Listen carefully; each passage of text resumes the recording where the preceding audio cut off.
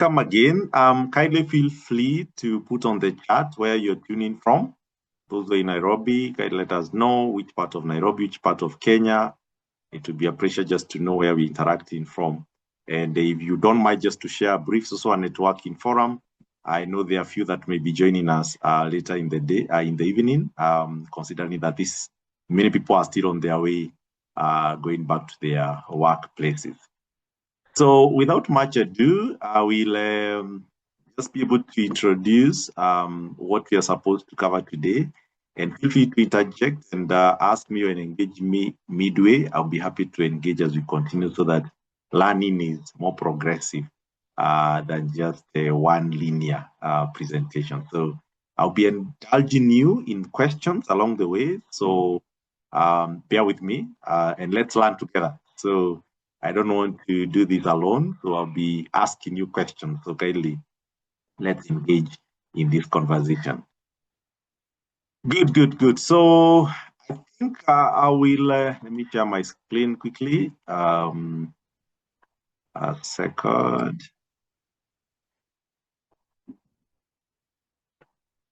One of you can just let me know once the screen is viewable on your side.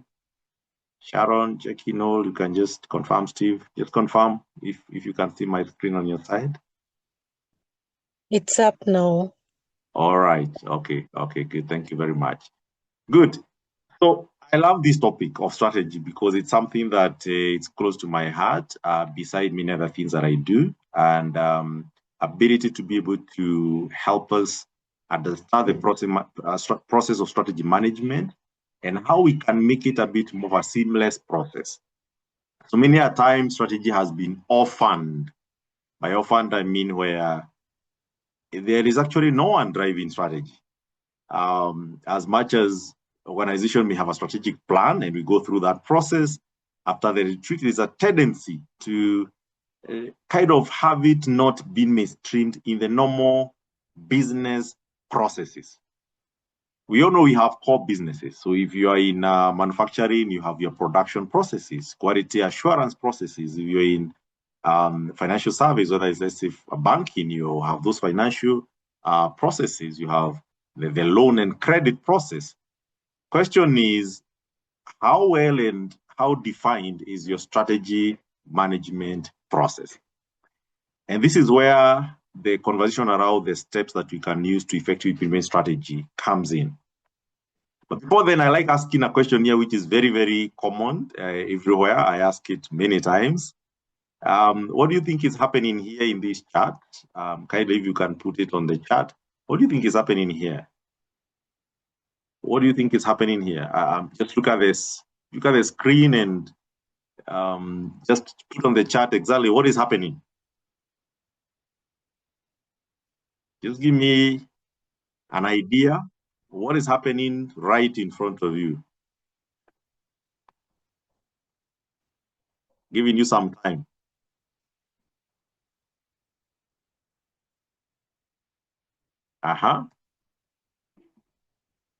What's happening? I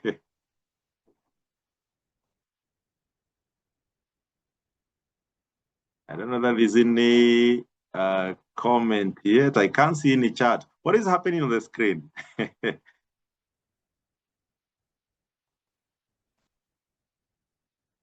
Okay, I think I can see one. They're making a review. All right, thank you, Sharon. Yeah, good. Anybody else? Right. Okay, good. It's all right, fine. So let me see the next one here. Brim game. Thank you, Steve. There's a Brim game there where probably they are saying, oh, finance, you didn't give us the budget. HR, you didn't recruit for us. I see people arguing. All right, thank you, Sharon. I mean, that's a typical reality within organizations. And especially when things do not appear as they were meant to appear, people get into very meaningless conversations. And I often say that the reason for this, it's not lack of strategy, mostly lack of alignment, purely lack of alignment. you can imagine a boat and you're pedaling in different directions. And finance is pedaling on the right, HR is pedaling on the north, operations is pedaling on the west. I don't know whether you're going to have the goals that were intended to be achieved from the word go. It's just a point of reflection, nothing so much scientific on this. I will begin by asking further questions. So sorry, there'll be many questions to ask you here. Number one, what percentage of your strategy is currently implemented so far? Assuming you had one, what percentage of your strategy is currently implemented as of now? You had maybe a 2-year, 3-year. When I started doing consultancy in strategy, we used to do 10 years. Governments still do 10, that, which is okay, just to do what you call the North Star. But currently, we've seen an agile approach where now we are reducing them to probably 3 years maximum.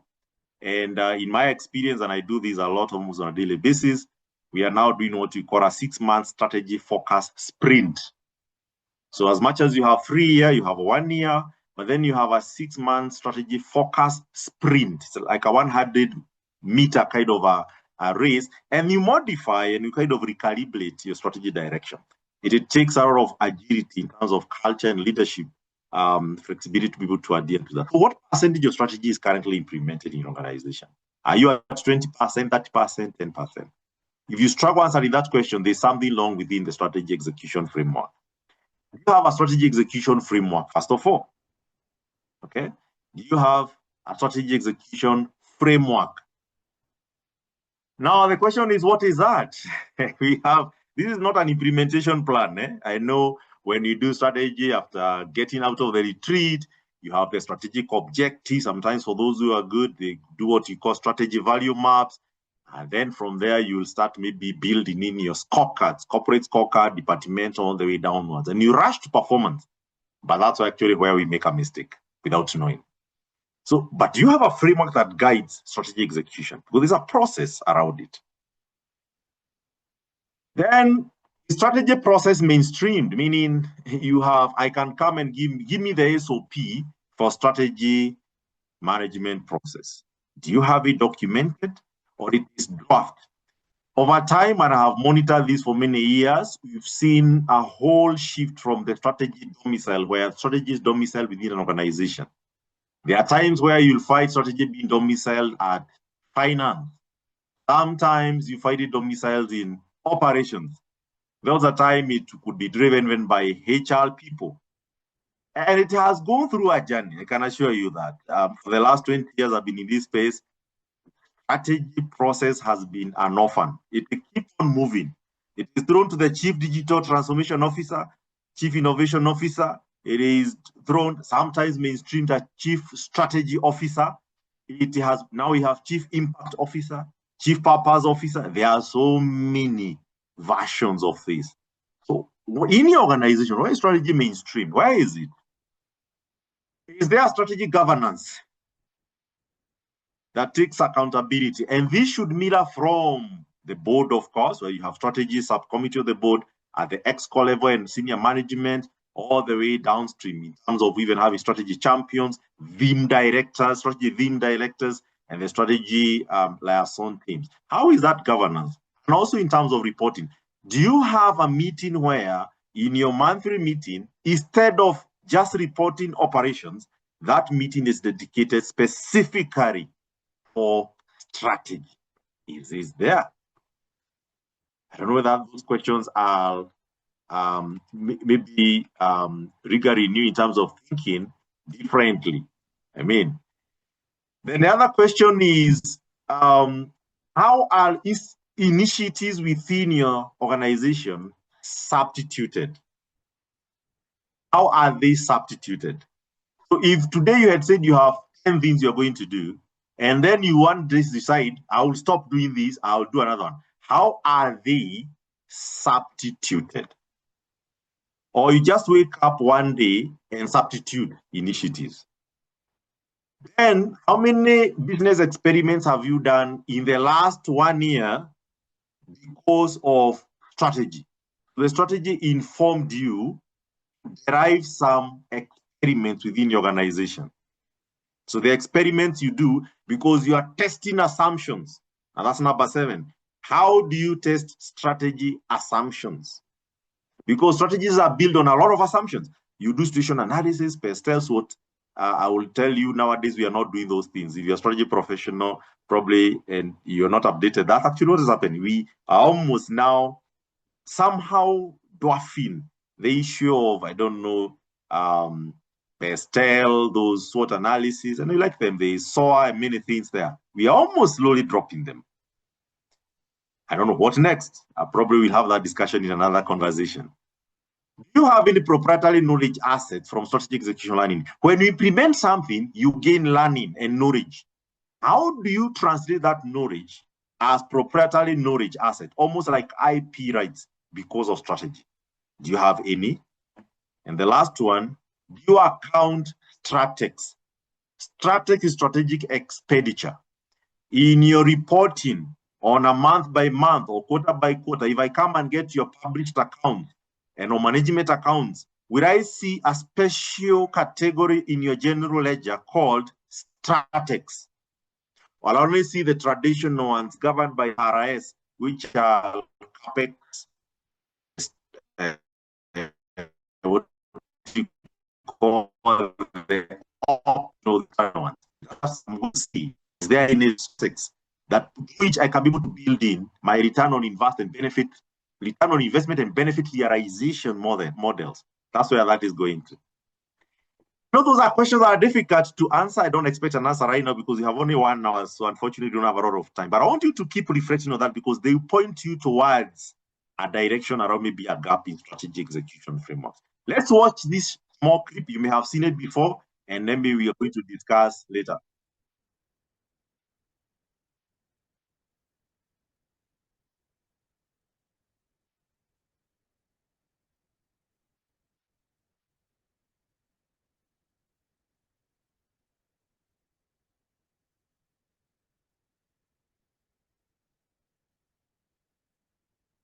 Right. So question for you, any key learning from that short video?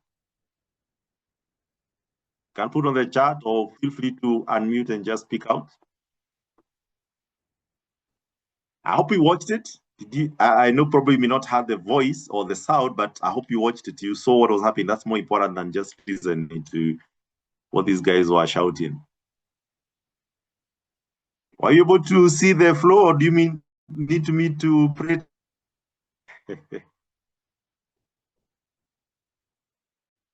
No, were you able to follow through?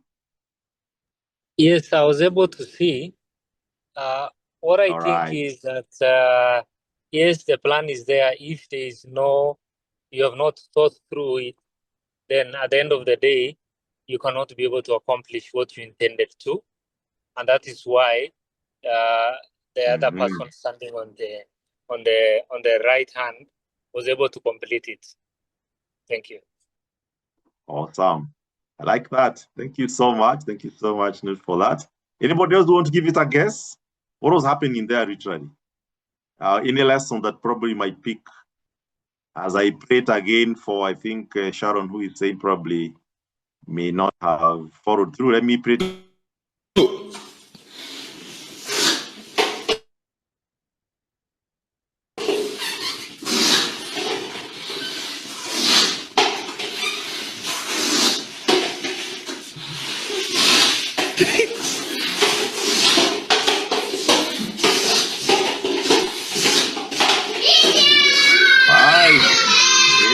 Insight probably. Gloria, plan is there, but how to implement was a problem. Right. Okay, thank you. All right, good. We don't have time. This is more of a clinic, so it's a quite short drip, so we don't have a lot of time. But people mistake a plan and strategy, and we may not probably have a lot of time to get deeper into this. But I must admit to you, we don't necessarily lack plans. If I step into any organization, I'll find so many plans, so many actually. Every corporate, we have departments, division, directorates for government. They have some plans. We sometimes call them nice big words, buzzwords, and we call it AOP, Annual Operating Plan. And we love that so much because, again, it's that we schedule our budget. But it's not a guarantee we are winning the game. Because strategy is something different. Well, hang on, let's go ahead and just see some few things. Now, when it comes to strategy, it's a game to win. It's a game to win, and therefore you need both a strategy and a state to win.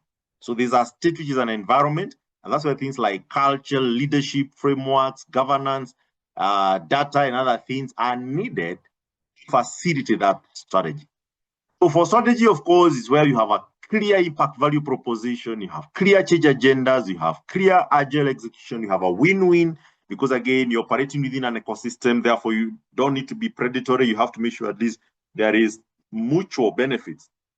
As you win, you're building capacity within the ecosystem. Currently, we keep saying you need to have ecosystem thinking. Don't just think about your organization like they used to do, and we call it competitive advantage and what is in it for me as an organization. What is our competitive leverage?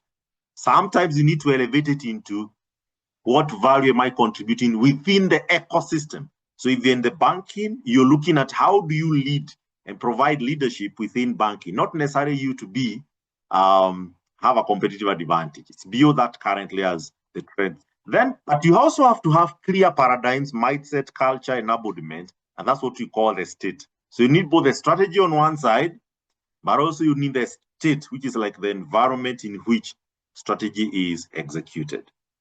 We are going to unpack this in a few, and especially when we'll be talking about the 6 steps, which is the core focus for today's session. There are people who know about what you call design thinking, mindset, value propositions, and I know we go through this when you call the value mapping.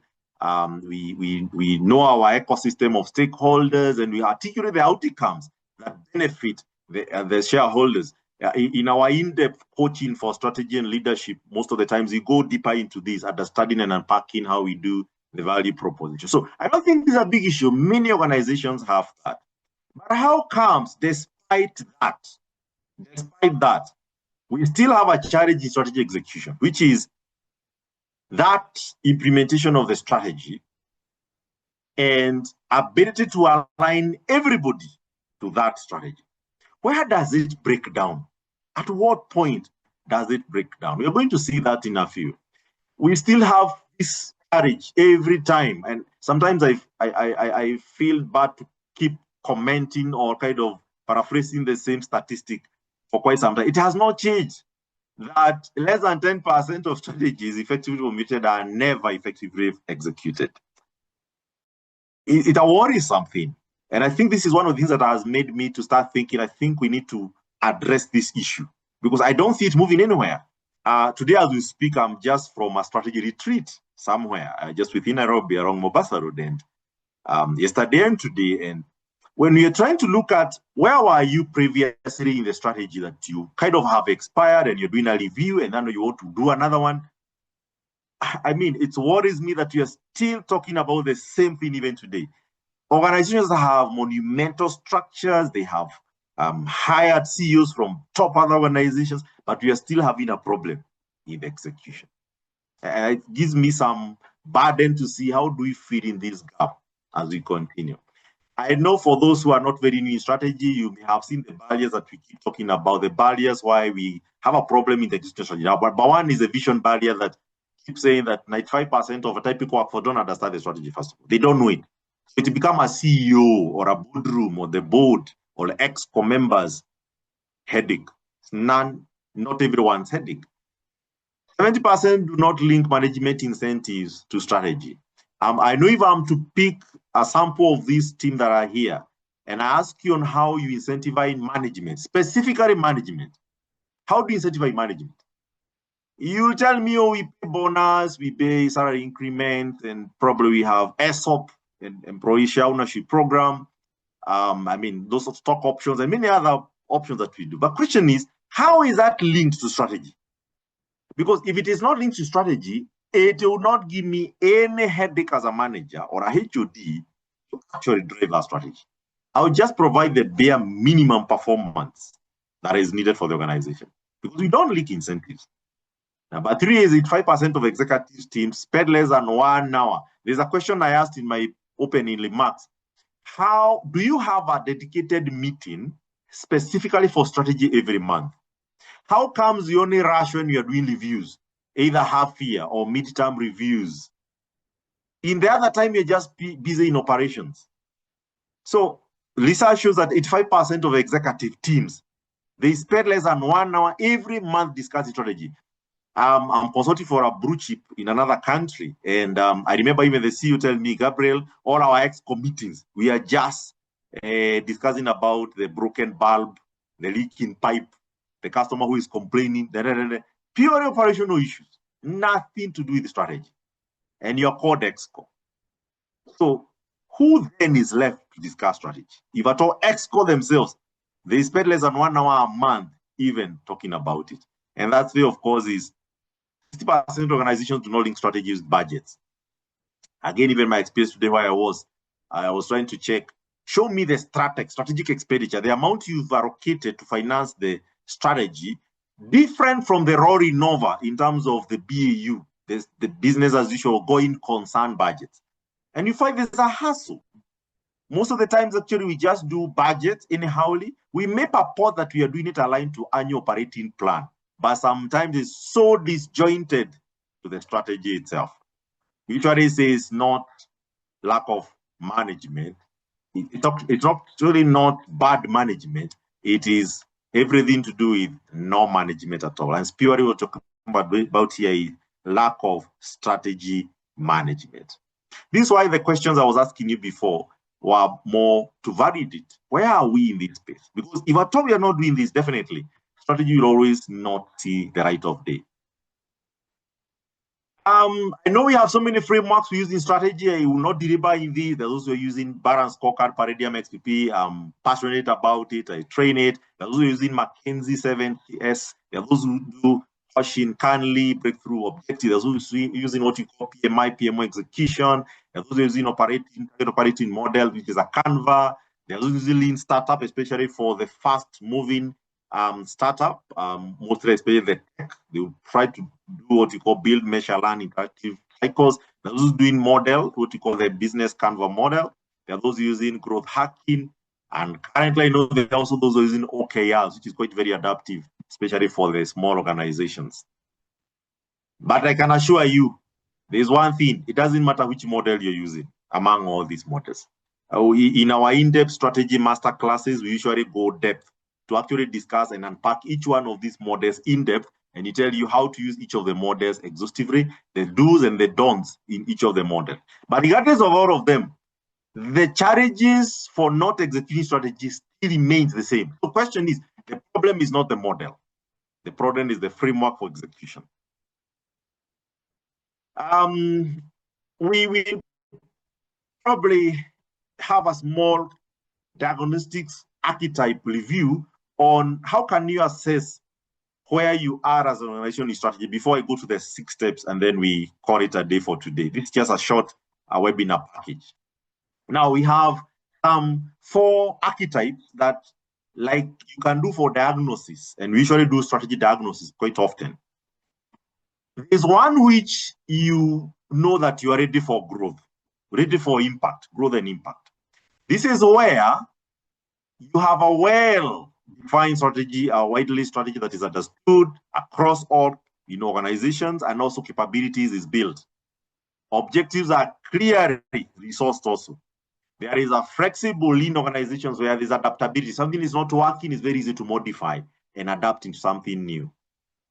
So there's a way you assess and know, hey, I'm here, so I'm ready for growth and impact.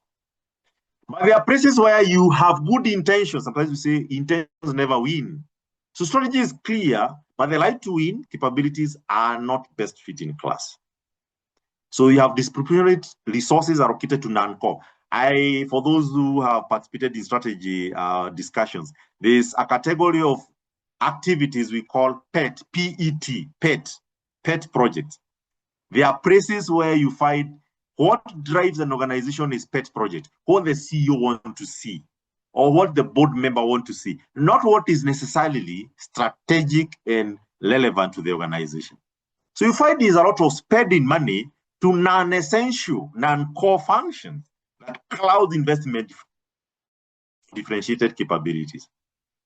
And I'm sure as I speak, you know yourself. You kind of can articulate in your organization how this is. Sometimes you find some project, you're spending 300 million to do it. But the most important things like culture transformation, you've actually find you're even struggling to spend 500,000 to do that.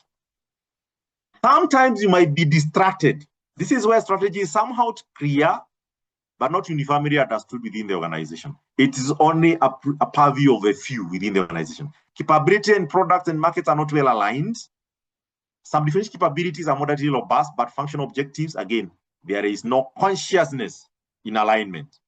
So you're battling between efficiency and effectiveness. That's why you might even be cutting down budgets, what people call cost leadership, cost optimizations and all that. You're battling between efficiency and effectiveness, but sometimes at the expense of strategy itself.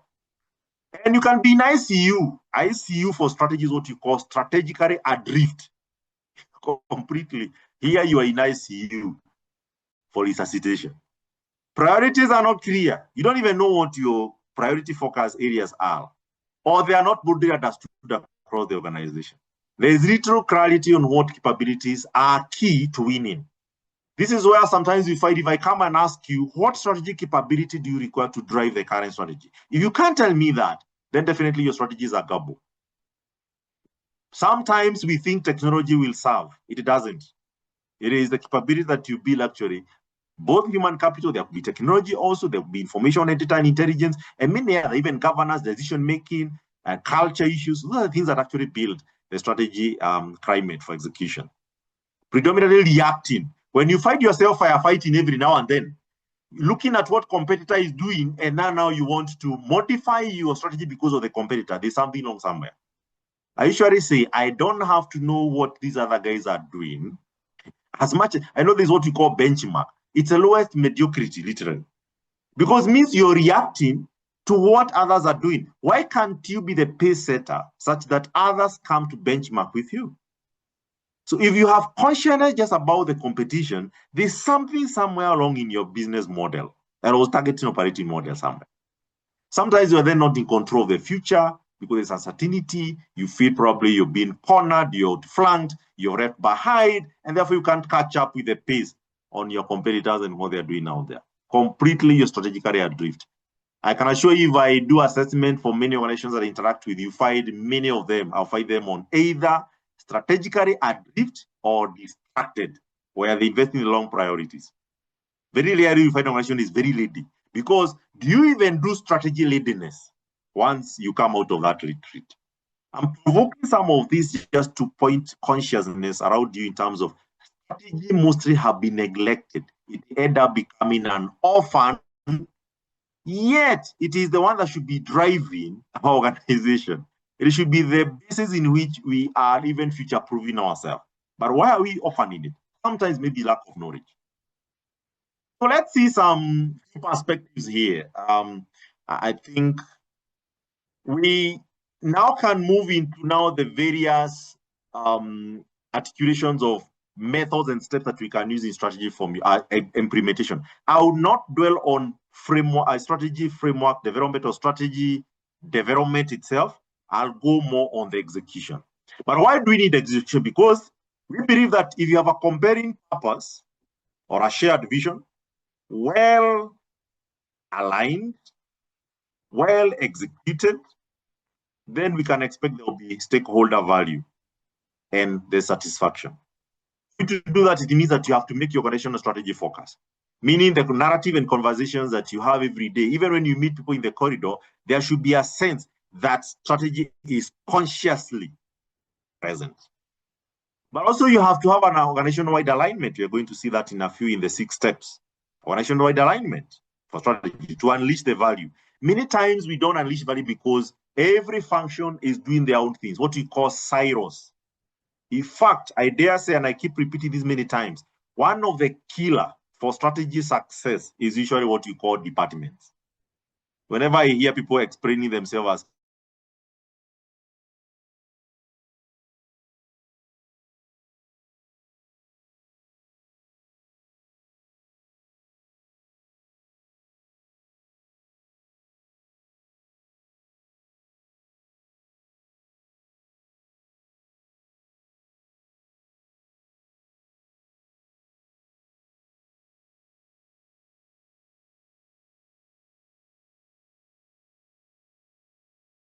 as I finish.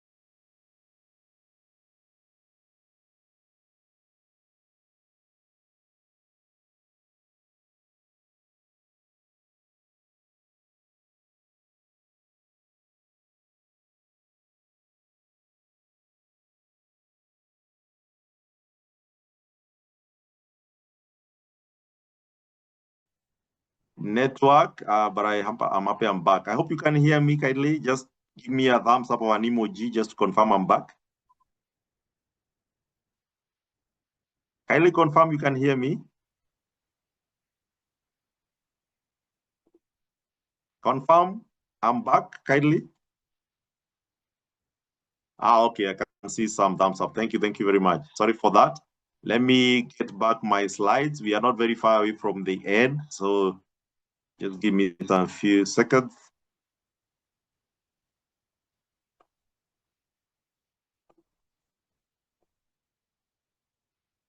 All right, I'm sure now I'm back. All right. So I think I was in step number 3 or 4 there. I was talking about continuous real-time tracking of the strategy. Many times we think strategy is something that you just do when you have a strategy retreat. It's wrong. What happens on a daily basis should be aligned to that. So how do you maintain a continuous tracker on a real-time basis? The question I asked you, what percentage of strategy have you implemented? You cannot answer that if literally you don't have a real-time tracking of the strategy.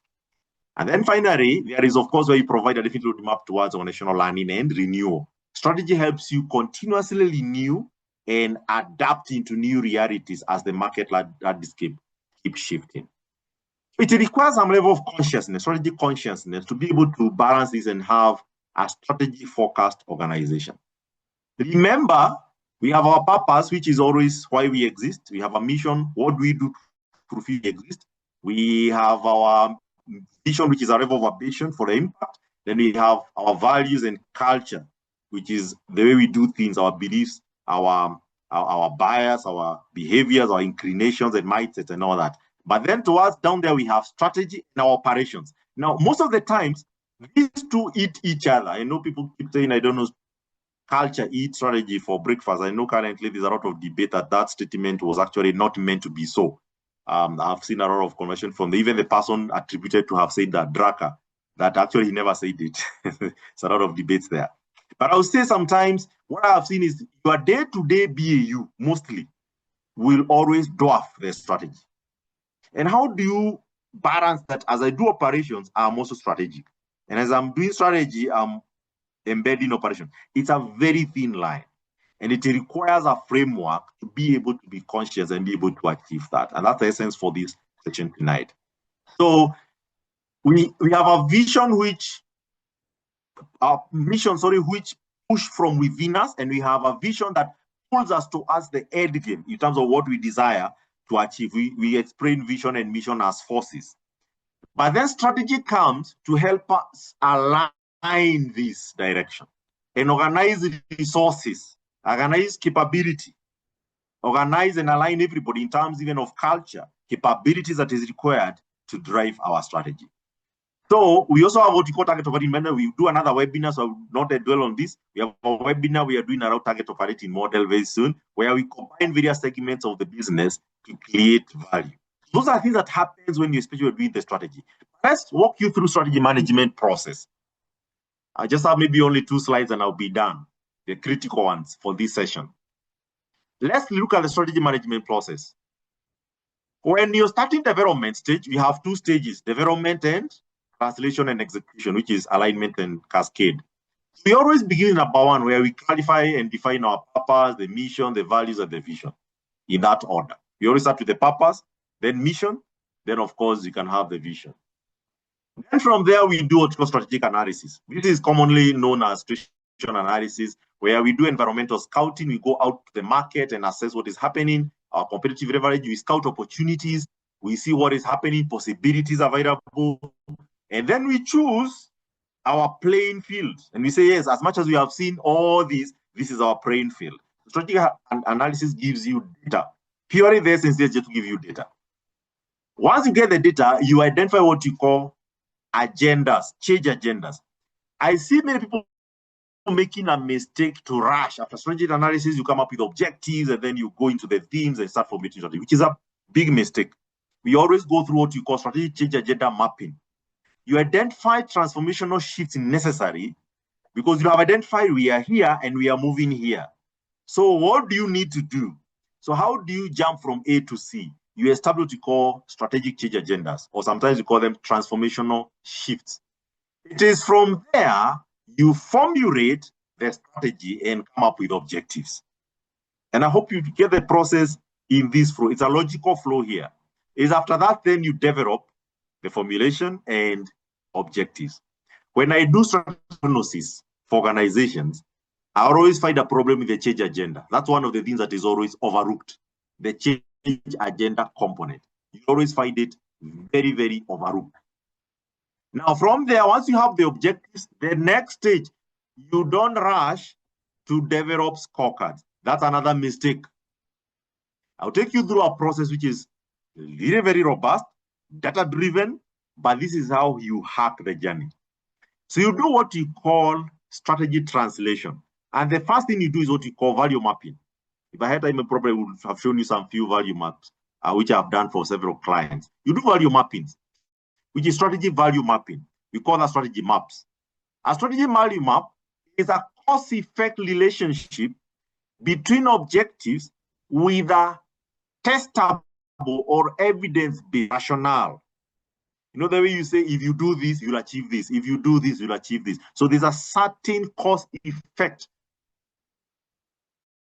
or of correlations that you establish within objectives to form what you call strategy maps, and through which you derive themes. After that, you can derive your measures and targets, and more particularly, strategic measurements and targets. Strategy, that is strategic, not operational KPI, strategic KPI library. In fact, that's what you get first, strategic KPI library, and out of that, you are able to identify what you call performance gap. I always give an example. If I want to lose weight from 80 kg to 70 kg, then I have already established a performance gap of 10 because I'm moving from 80 to 70. That 10 is what you call performance gap, meaning I have to have a baseline. Many organizations again struggle with the baselines. They don't have baseline. There's no you can start setting targets and you rush to performance management without baseline. It will not work, I can guarantee you. It will be dead on arrival. So you have to establish baselines, because when I tell you I want to lose weight, then you'll ask me from where to where. That from where is a baseline. To where is target. And remember here I'm dealing with strategic KPIs, not the operational ones. We are going to get to the operations. Now from there, you identify performance gap. After performance gap, there's something you do which again is neglected, what you call identify model drivers. What drives? Back to my example of losing weight. I want to lose 10 kg. The first thing I'll ask myself is, what drives weight loss? This is where you start doing data experiments. Because to test that assumption, what drives what? Is it nutrition?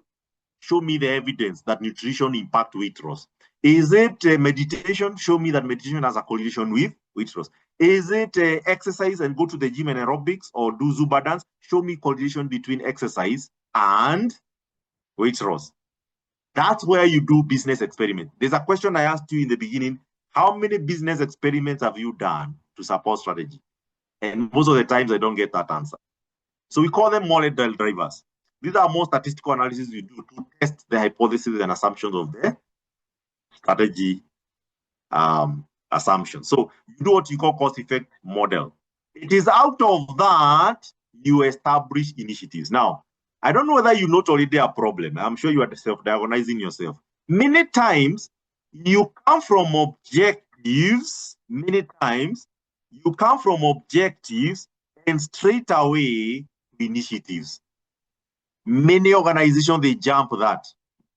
So you come up with objectives, then from there, which are the actions, the activities, projects, programs I need to do? Those we call them initiatives. You jump there. I can also guarantee again, you are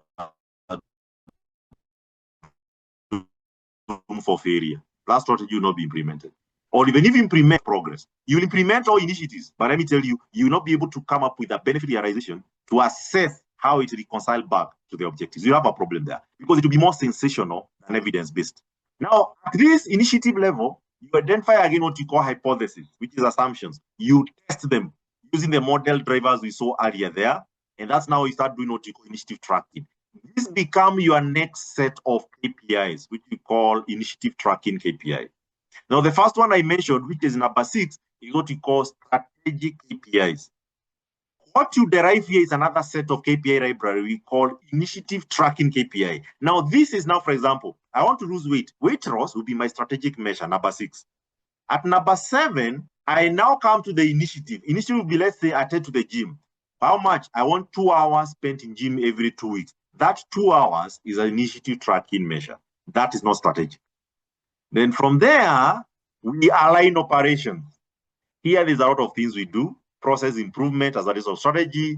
And out of it, we develop what we call process improvement plans because of strategy.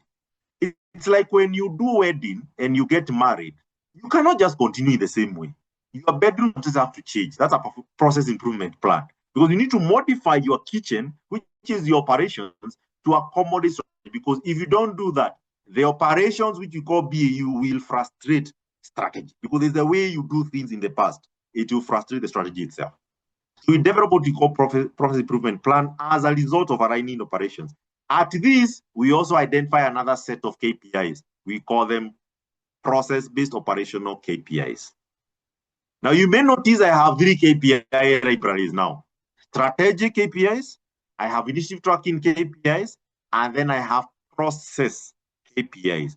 It is those 3 libraries you cascade in performance management. So you don't rush performance management. It's the right thing to think about.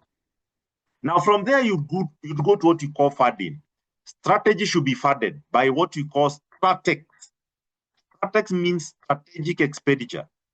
In your general ledger, finance should pull for you a special management reporting category of expenditure on what you call STRATEX, which is a combination of both CAPEX, which is CAPEX means capital expenditure.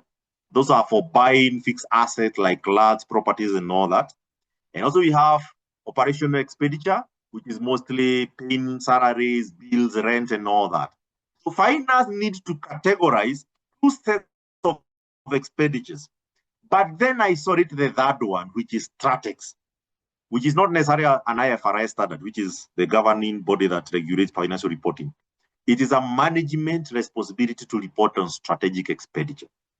So we call that strategy. Now, this is where we talk about budgets now, where you align your strategy, budget to strategy. Then finally, after you do that, there's a loop backwards, which you call benefit realization loop, where you do ROIs, return on investment. Where I see people struggle, what is my ROIs because the process is not followed. Now, if you do that, then we can finish with the last step, which is usually called strategy governance, accountability, and learning. At this stage, you are now embedding performance management. This is what people want to hear, but it's the last thing, apparently. So when people come out of strategy, the first thing they come and say, we do performance management planning. So you're doing goal setting, and you start expecting people are going to set KPIs. They will set very operational KPIs, not strategic KPIs. And it's because you have bypassed the process. So the things to do performance management, accountability issue, learning, monitoring evaluations, they happen towards the last stage. And this lower part is what we call strategy translation and alignment. Which is actually the real execution, if you look at it, the real execution part. So we don't have an issue in development most of the time. So we do number 1 up to 4 comfortably.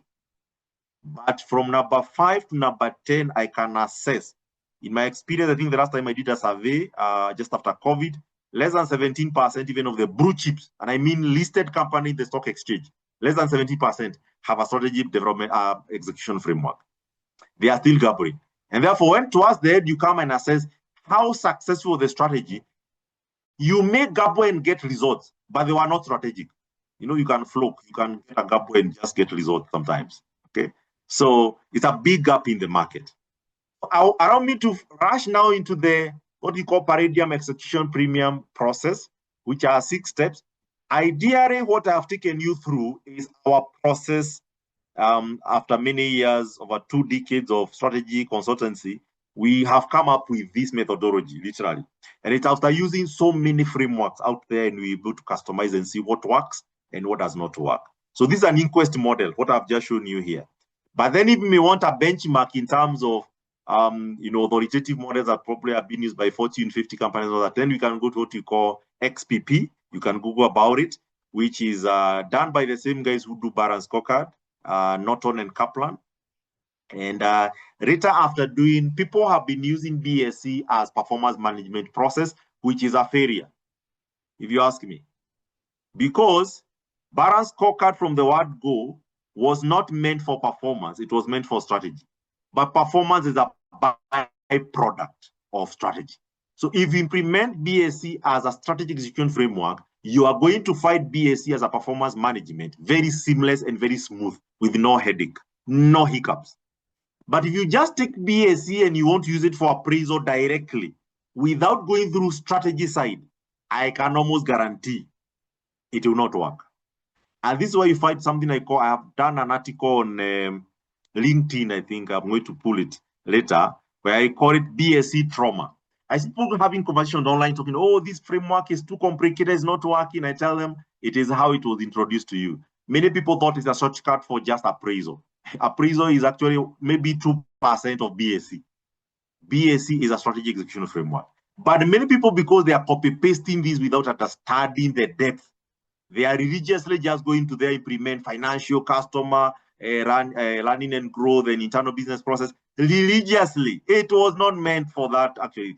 That one should be a byproduct towards the tail end, and it's a very small component of the process.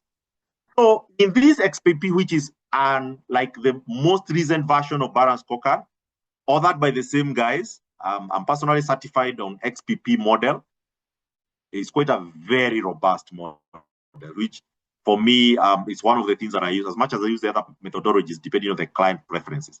So what they say is that, first of all, you develop strategy, align purpose. You can see it's almost similar to our methodology, the ones I've just taken you through. You do external and internal competitiveness, you do value gap and quantification of vision, and then identification of change agenda. There we share 2 things or 3 things there.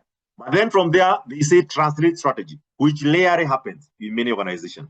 They tell you create themes, thematic focus. You even find them saying that you have to have every theme.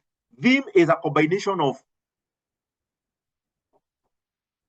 objectives that has a cause-effect relationship. If we have time, I'm going to show you several themes just to see. So that helps you develop what you call value map, strategy map.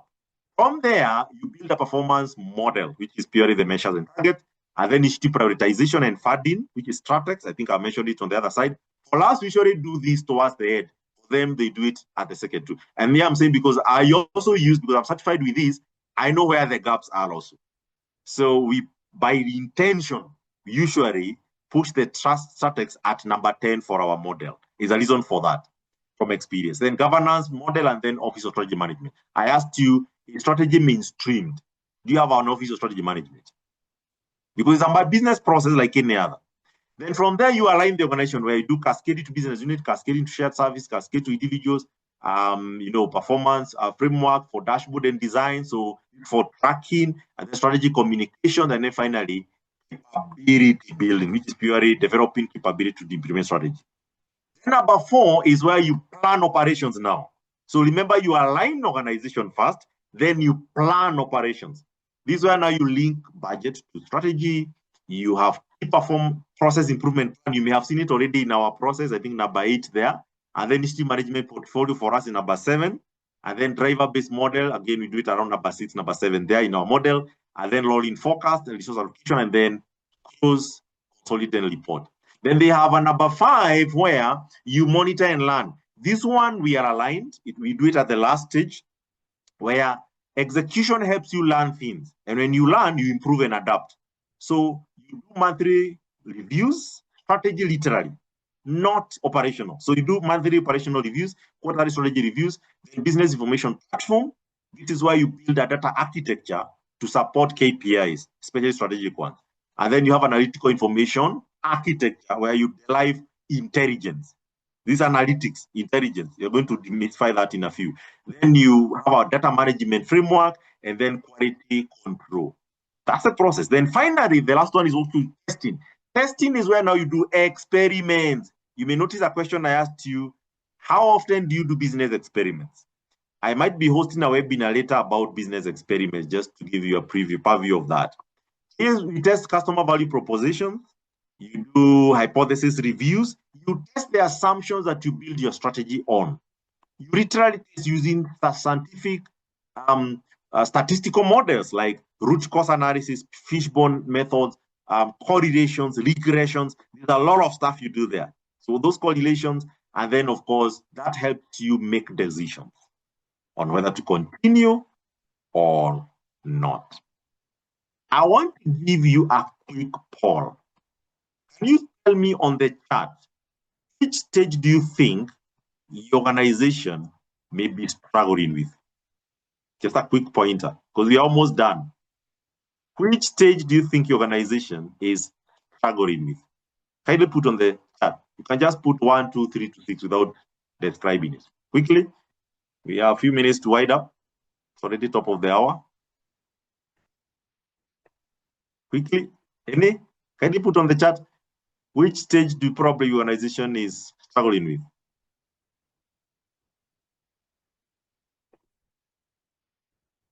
Number 6. Thank you, Jackie.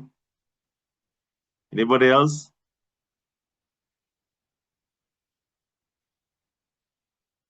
You can still contribute kindly before I move on, and I have a few slides and I finish. All right, you tell me, feel free to put it on the chat. I may want to know which stages probably you think they have a problem. 6 ahead, strategy and aligning operations. Okay, thank you, Gloria. Thank you. No. Good, fine. Those are the 6 steps of strategy execution. Now, these ones, they look so easy and they are packed, they are 6 years, but I can assure you if you pick one of them here, this we only do it in a masterclass. So you have certification boot camps where you do. When you go through each one of them, I expose you to templates, some tools, methodology, design philosophies that you use to actually align everything end to end, and you become a strategy focused professional. So it's something, of course, I'll talk about towards the end. Now, as I finish, because I'm now almost done, this guy has been quoted many times. I don't know where he has spoken it, but let me just quote because I've seen it many times. People quote it, that in God we trust, all others must bring data. So as we do all this, data becomes critical for us. But that statement is easy mentioned or easy said. There is a huge gap in data competency in the market. And I know as my colleague Ajira was giving a purview or preview of this course, webinar, of course, he mentioned that we do a lot of data analytics, big data, data science, and now currently even AI space, just to help people actually pivot to be data-driven. It's one of the areas that I can assure you. People think just doing nice dashboards at your analytics, no. And that's a very shallow analytics in terms of the competence here. Now, let me give you something that I have seen also people struggle with, what you call M&E framework, a performance management framework. Now, many times we have an idea of the things we want to measure. Okay, we have an idea of the things that we want to measure. But when it comes to measuring them, sometimes we end up having too much operations, too much motions with no progress. Mostly we have resources, we have headcounts, we have people, we have budget probably, and all that. So sometimes we have resources needed. So I think there was a typo there. Resources needed to implement strategy. We have it. And therefore, you may have your mostly budget or resource plan, which is sometimes also the budget. And just to correct that quickly, you have your resource plan or the budget. But then, out of it, you come up with initiatives and you say, let me give an example.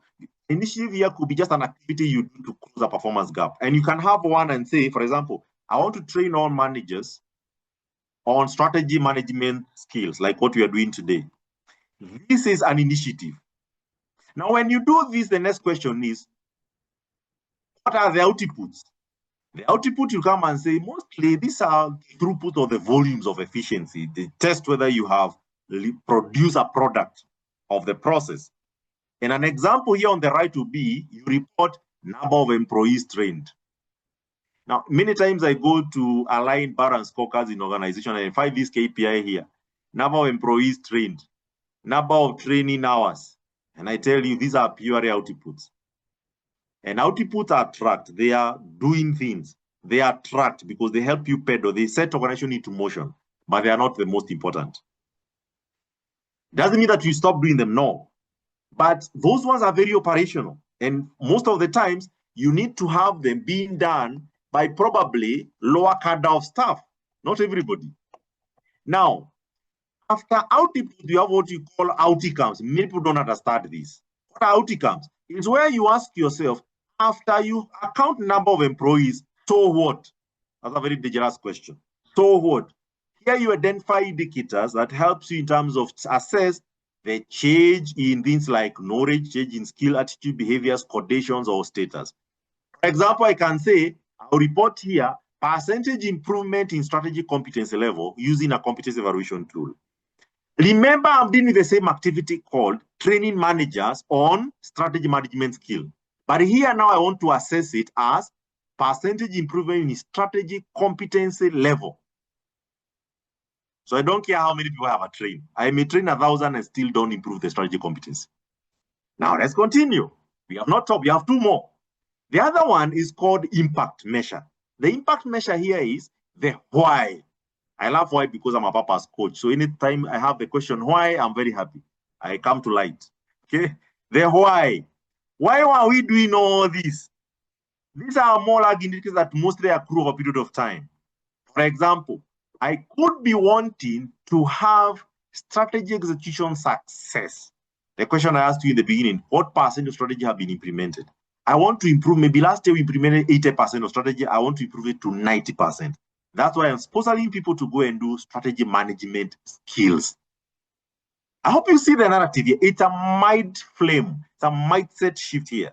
So the person who is reporting above employees trained, you are at level number 3 down there.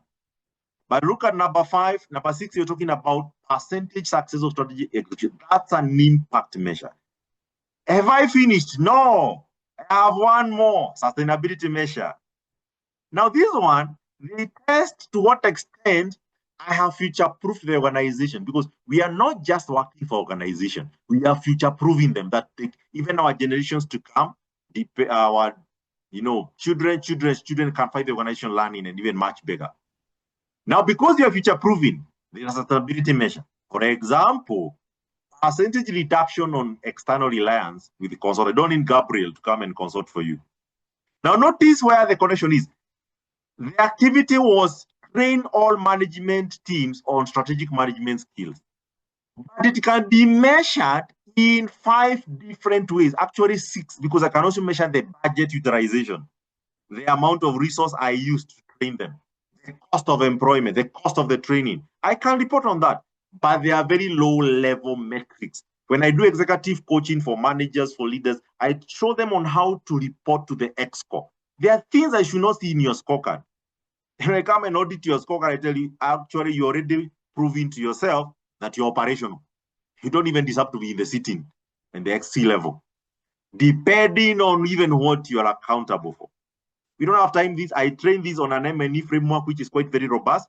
And you need to look at all indicators with the mindset of this M&E framework. Finally, the last slide is we are seeing increasingly where we have a lot of data in organizations, but that data is not informing your strategic propositioning or positioning.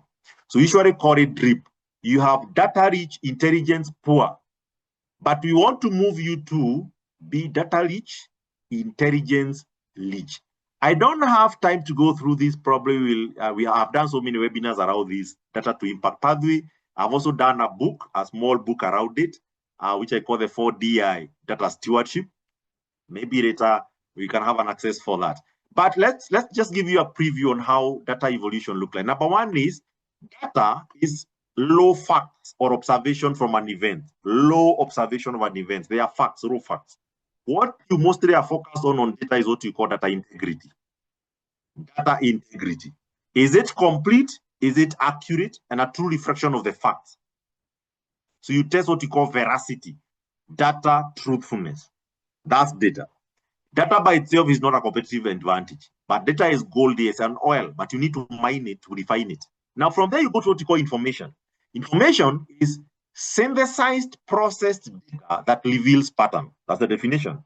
Here, you are interested with what you call standards and adequacy. You don't have time to go through this. When you hear people talking about information, they'll be telling you, feed me with information. It's like food.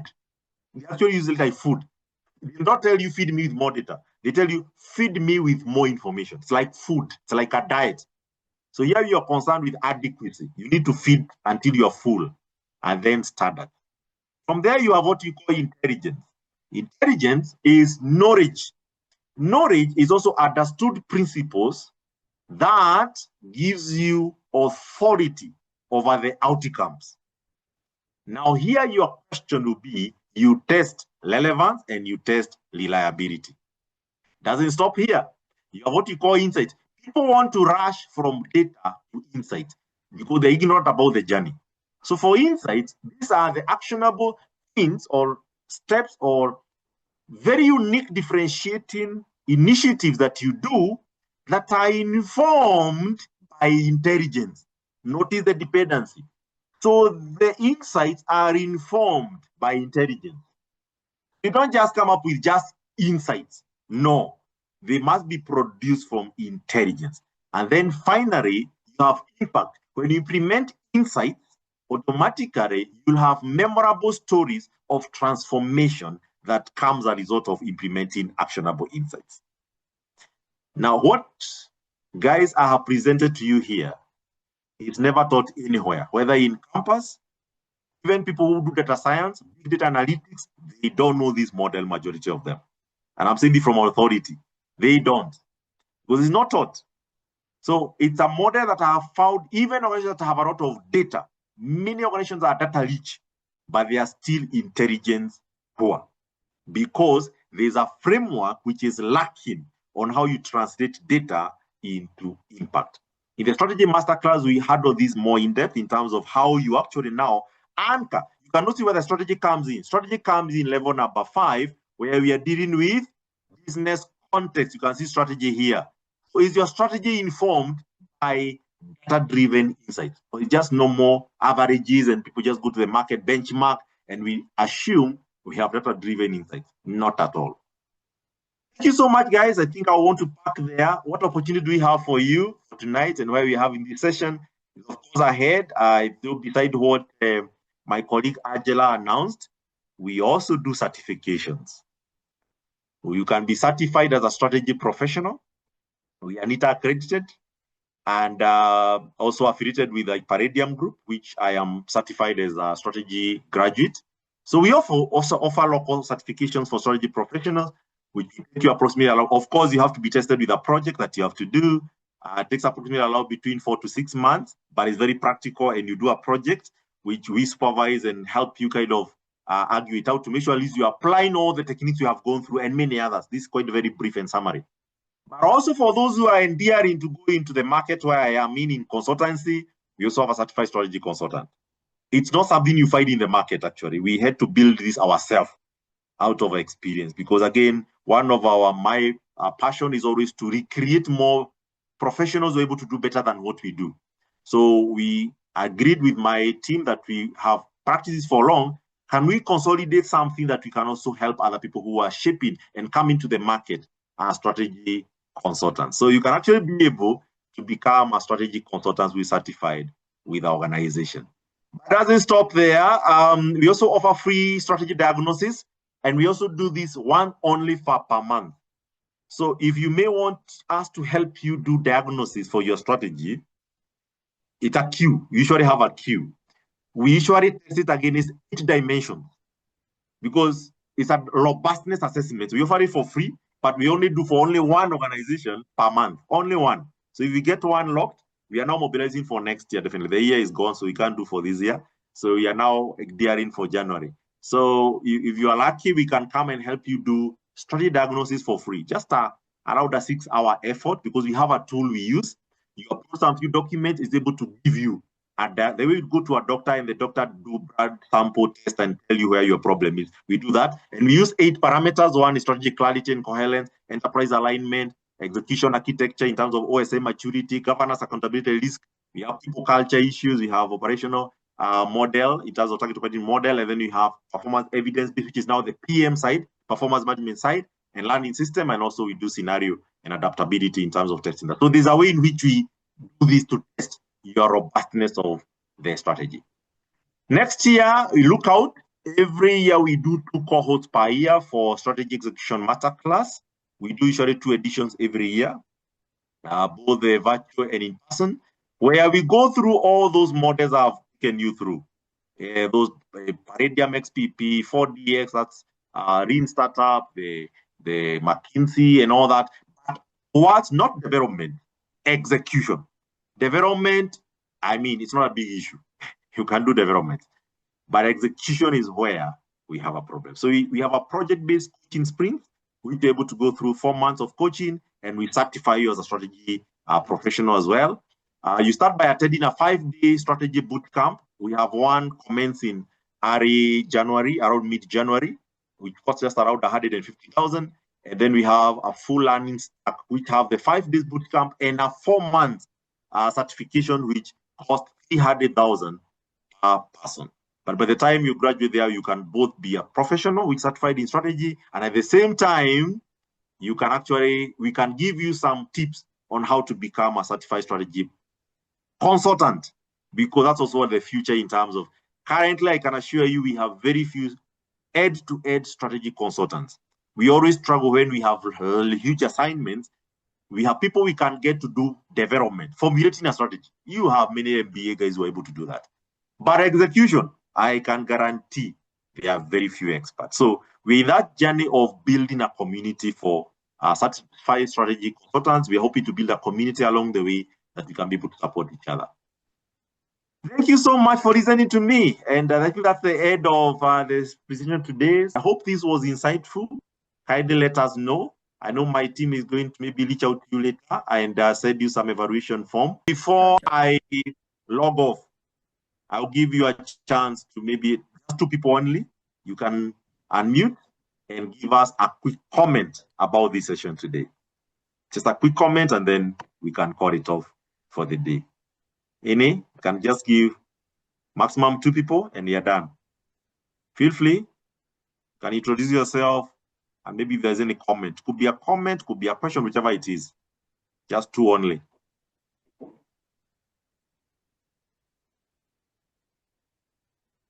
All right. Seems like we are satisfied. I'm happy to see we are okay then. So thank you so much. Look out for the next editions. We have, I think, one more webinar around OKRs. You know, I mentioned something we call OKR and KPI mastery.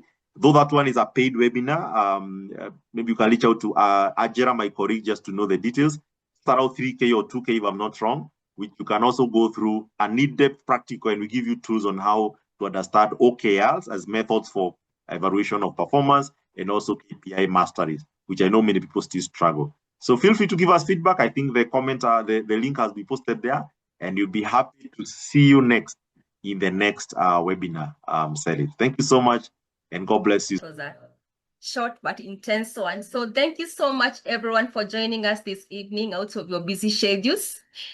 Your presence, your patience, and your attention has shown the willingness to learn, which has made this session truly special. We appreciate each one of you for choosing to spend your time with us. So a heartfelt appreciation goes to our facilitator, Mr. Gabriel, for delivering such a rich and enlightening session on strategy mastery. That was short, intense, and mind-blowing. To our participants, once again, as we draw closer to the end of the year, we are excited to share that we have more upcoming webinars, just like Gabriel has said. So these sessions are part of our build-ups as we prepare to officially kick off our full programs next year. So like the ones we mentioned and the ones that Gabriel has just shared. So please look out for our updates, and we would be delighted to have you join us again. Indeed, if at all we are not doing things right, then strategy will not see the light of the day. And hence we find ourselves in the battles between efficiency and effectiveness. From all of us here, thank you, stay inspired, and have a wonderful evening. Bye. Thank you, bye. Thank you. Nice evening.